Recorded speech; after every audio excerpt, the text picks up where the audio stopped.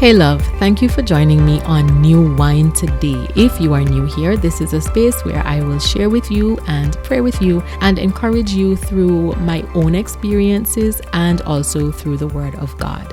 Today, what I want to talk to you about is sort of inspired by something that I have seen repeatedly on social media. It has popped up in more than one space, posted by more than one person, and I've just seen it over the last few months. And basically, it's a meme, a short little post that says, and I'm paraphrasing here, I don't remember the specific wording, but it says, believe what you want to believe. Whatever people are telling you about me, that's what you want to believe, go right ahead, believe them. And on some level, I can understand the popularity of something like this because I know there are many people who would have struggled with people telling one side of a story, telling a story in a way that makes us look bad, people maligning our names or maligning our character and essentially dragging us through the mud. I suppose at some point in time, many of us would have dealt with something like that. Today, what I wanted to address is something that is not spoken in that particular meme, and that is the weariness related to this particular battle. When people have taken your character and dragged it through the mud, told stories that are half-truths or complete lies, there is a weariness associated with going through a battle like that. And I just felt like sharing some things with you that I picked up recently regarding that. Because for a number of us, we're not just weary, but some of us, we are frustrating ourselves and fretting ourselves about the injustice of it. Because the thing is, we may be trying to do what the Lord asked us to do. I think it's in Matthew 5. Pray for our enemies. Pray for those who use us. Pray for those who hurt us. Pray that they come to know God, because the more people we get into the kingdom, the better off all of us are. Jesus also says that God sends his rain and his blessings on the righteous and the unrighteous, on the evil and the good. But it almost seems like people have been using these same blessings that the passage talks about to continue to hurt us, whether through their platform or through their voice or whatever it is God has blessed them with. They're using these blessings to hurt us, to hurt other people. And so I wanted to encourage you today, in case you find yourself in a spot like that, because for some of you who are listening, the battle may be really hot. It may be something that literally in the moment you are fighting against another rumor that has come out or another accusation that has been leveled against you, or something else they're saying that you did. And whether it is a family matter or a work matter or something concerning some other organization that you're a part of, it hurts because it's a direct attack on your character. You won't normally hear me spend a lot of time talking about enemies and so on, because my personal belief is that Jesus already won all of these battles, and so we're just waiting to see the manifestation of that victory. So I do want to encourage you and say that to you. But for those of you who are really in the heat of it and you are struggling because you want to defend yourself, but not only that, you really do want to see justice for all that they have put you through or put your loved ones through or put someone else through.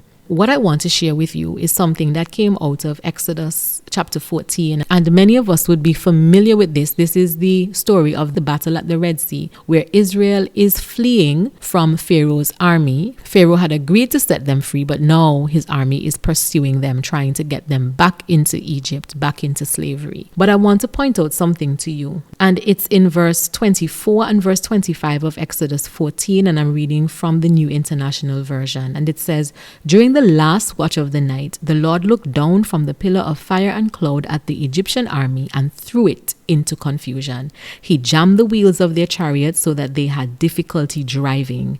And the Egyptians said, let's get away from the Israelites. The Lord is fighting for them against Egypt. And this is what I want to tell you. The victory came for Israel not when there was an obvious defeat of the enemy, not when they drowned. The victory really came when Pharaoh's army came to that understanding that God was really fighting for Israel against Egypt. And so what I want to tell you is there will be a moment that may not be public. It may not be the kind of justice that you are waiting to see.